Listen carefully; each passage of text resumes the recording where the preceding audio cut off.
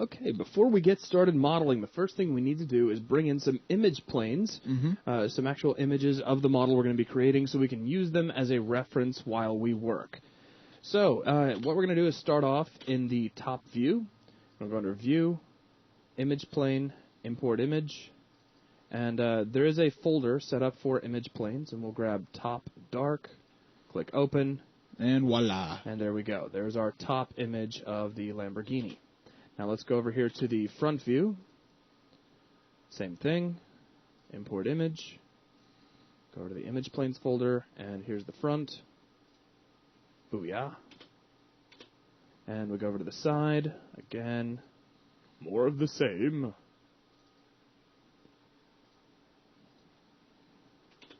All right, so here we are looking at the side. Notice how things are lining up pretty well. We'll probably have to make a few adjustments, but that's okay.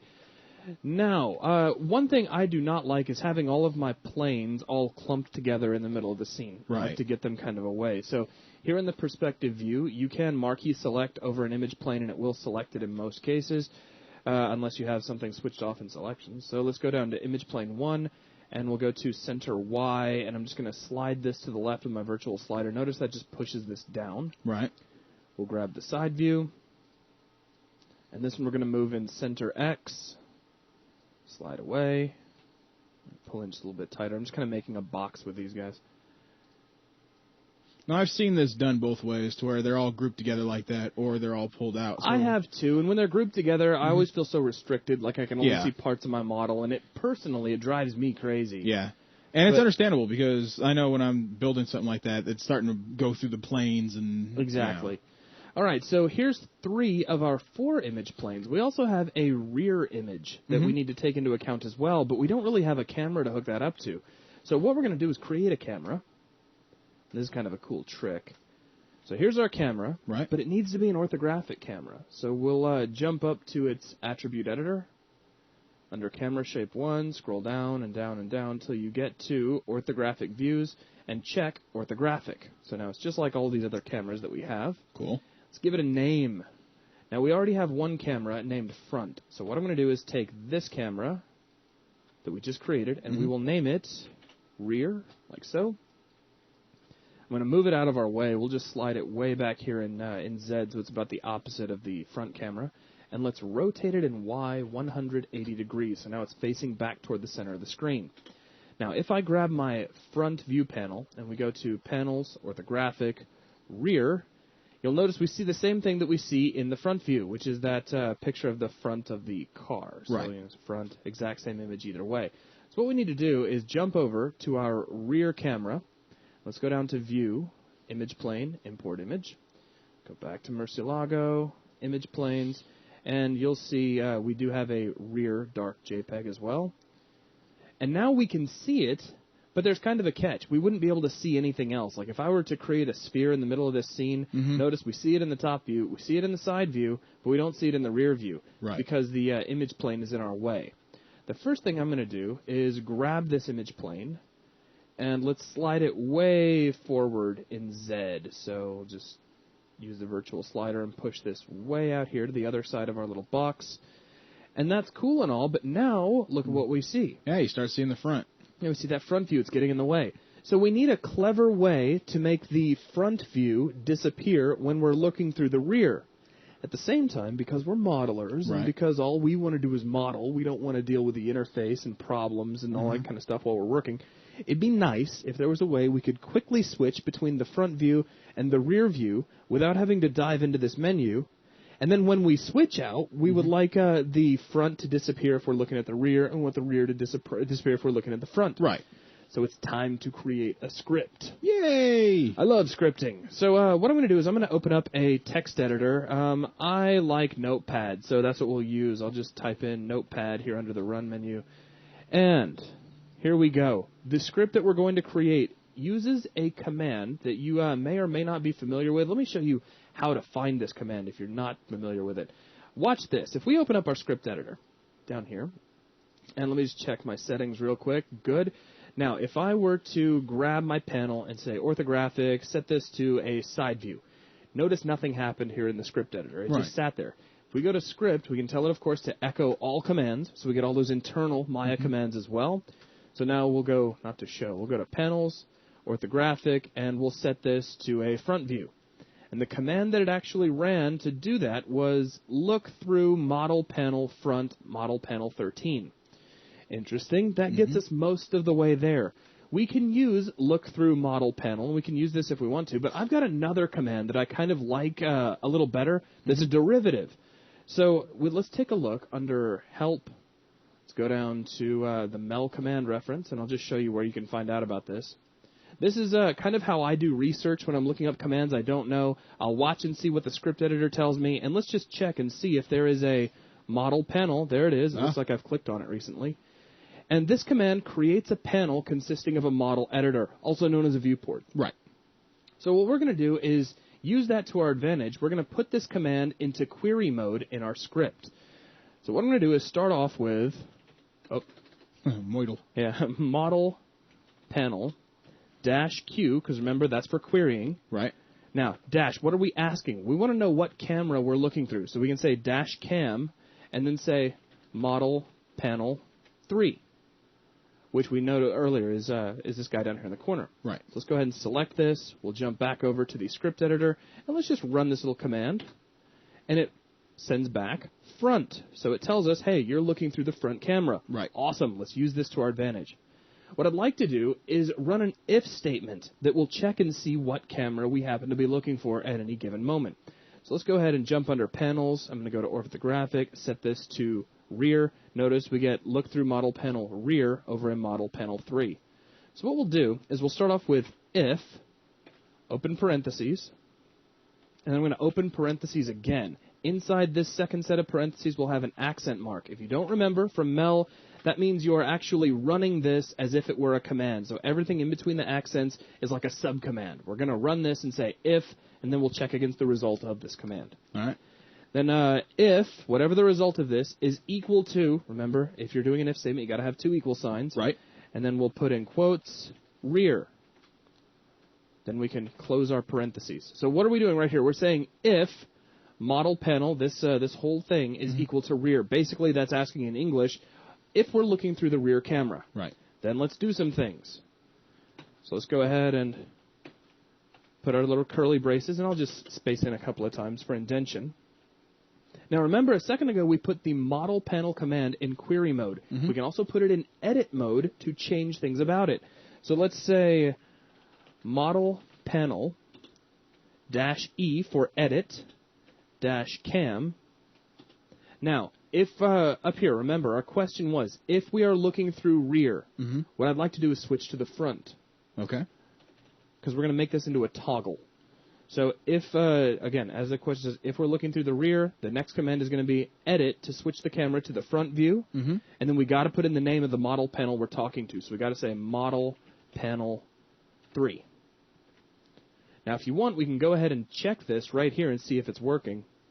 Let's go ahead and grab this, jump over to the script editor, and you'll notice we're set to rear down here in the corner.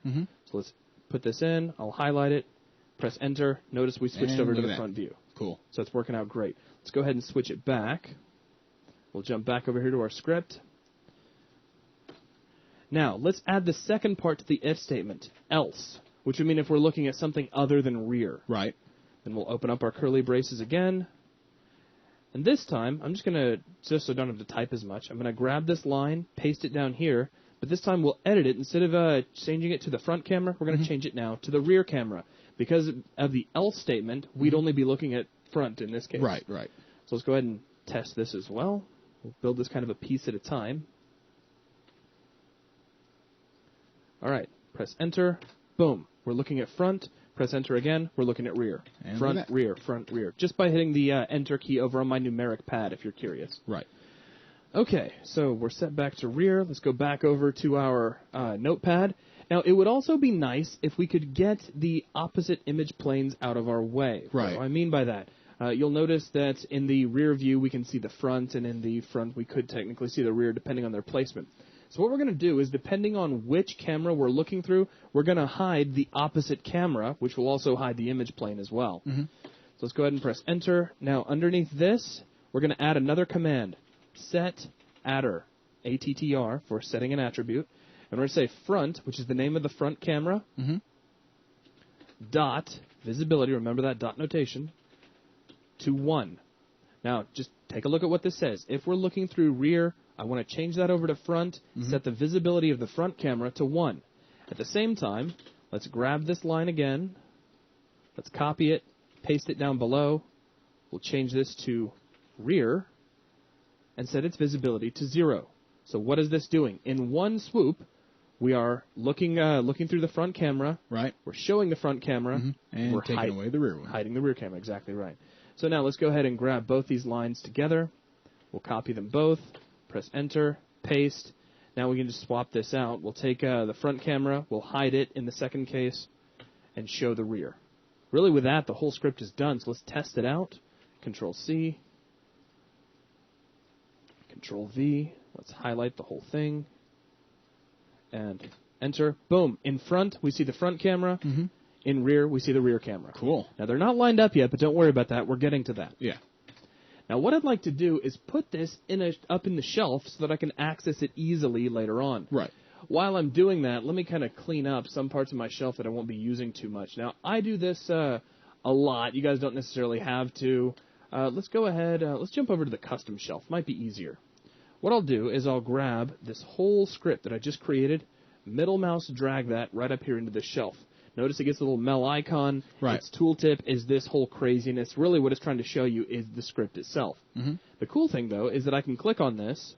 And look at there. And it's become a nice little toggle. And you can actually see in the perspective viewport your image planes. Yeah, you can actually watch those disappear and reappear. So boom, boom. Very cool. In fact, there's full screen action. Now, let's go under the shelf editor, and let's make just a few changes to clean this up in case anybody was to use this other than us. So we'll grab the label and tooltips, and we'll call this front, rear, toggle. And I want to change the image, just so I get something other than the little Mel icon up there. So we'll click Change Image, and you get this big list of all of the icons. The one that I'm looking for is called User View. And you'll notice this little tiny camera icon. Right. So go ahead and click Open. And there we go. With that, we can save all of our shelves. And there we are. So now at any time, I can just click on that one icon and jump back and forth between the front and the rear. Now, at this point, it's going to be very important to make sure, before we go on, that our image planes are properly aligned. Because sometimes bringing these in doesn't necessarily mean that everything is all nice and lined up. So what I'm going to do is start off, let's begin in the top view. And I'm going to create a plane. I'll just start with a NURBS plane just because they're simple. And we can get rid of that sphere. We don't really need that in here. I'm going to scale this plane up. And then let's rotate it in Z 90 degrees. Now, given its position and orientation, this plane should bisect right down through the middle in the top view. Right. And it seems to. It's going pretty much right through the hood ornament, straight up the middle of the car. Looking good. I think that looks a little bit off, but we'll just attribute that to the drawing and we won't worry about it. These are hand-drawn image planes. And we're going to discover as we go along there may be some minor things we have to work around as modelers. But that's okay. But that's usually what you'll be getting anyway. Oh, yeah. That's par for the course. So from here, let me duplicate this plane, and we'll slide it over here to the outer edge of the car. Duplicate again, slide over here to the opposite outer edge. Just kind of line up as best we can. In fact, one thing you can check is after you duplicate it, you can take its translation in X and make it negative and just see how close you get. In this case, it's really close, maybe off by just a hair, but nothing really to worry about because we're only building half of the car anyways. Right. All right, so now let's hit Control-D, and I'm going to rotate this in Y. Well, actually, let's not do that. Let's go ahead and set Rotate Z over to 0, and then we'll rotate this in X 90 degrees. And then we'll place this right at the tip of the front bumper. Duplicate again, and we'll set this back here to the tip of the back bumper. So we kind of outlined with planes this car. So now let's check over here in the side view. Looks like we're going from the tip of the back bumper to the tip of the front bumper. Cool. Seems to be lining up pretty well. Let's see. We need to check the top and bottom here in the side view as well. So let me grab this plane. We'll duplicate it. And I'll set its rotate X to 0. And now it's flat. So we'll set this right on top of the car. We'll duplicate and set this right underneath the tires. Somewhere right in there. And now we can check this. We already noticed that the rear is way off. Yeah. So this guy needs to be brought up in size. So what we'll do is we'll go under input node for, well, not make nervous plane 1. We need to actually grab that image plane, which we can do in the perspective view easiest. I mean, you can grab it in the hypergraph or the outliner, wherever you want. I just find the perspective view is easiest. And let's scroll down under image plane 4. And it looks like we just need to increase our height. Now, notice in this case that you can increase these kind of in stages, one and then the other. If you get one larger than the other, it's going to stop and wait for you to increase the other one. Let's set both of these to 30 and see what we get. Actually, that looks pretty close. Maybe a minor nudge, offset X. Not offset, center X, pardon me. Now, if you're using the virtual slider to move these images around and you notice they're jumping too far, one of the things I like to do, of course, is to come up here, switch off manipulators for a second, slow down your virtual slider, then switch manipulators back on, and then you get this real nice fine-tuning level of detail. So that looks pretty good. We need to move it up a little bit, it would seem, so we'll use center Y, set the tires right there on that line. You'll notice the top of the car hits the top box we created earlier, so that's lining up pretty well. Now let's go ahead and toggle this over to the other side, like so, and already looking pretty good. Could maybe just scoot this up in Y just a tad. So let's grab that front view. Get image plane 2. And we'll just take center Y and just scoot it up a little bit. Kind of take an average there. And I think that's going to do it.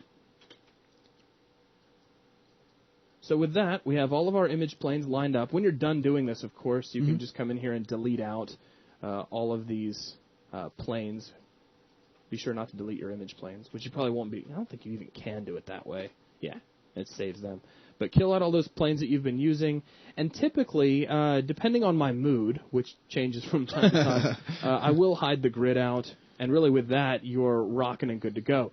Something else, if you don't like seeing these image planes at all in your view, remember that you can go under Show and switch off cameras.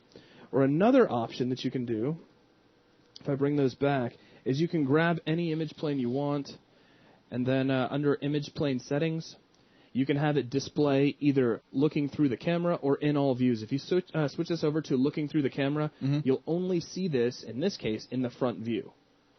But you won't see it in perspective. So just sort of a way to clear all that up. I kind of like having these showing, so that's going to pretty much take care of that. So with that, that's everything that I'd like to do for setup, and we're ready to go. Let's go ahead and get this saved out, and that'll wrap it up for this video. Thanks a lot.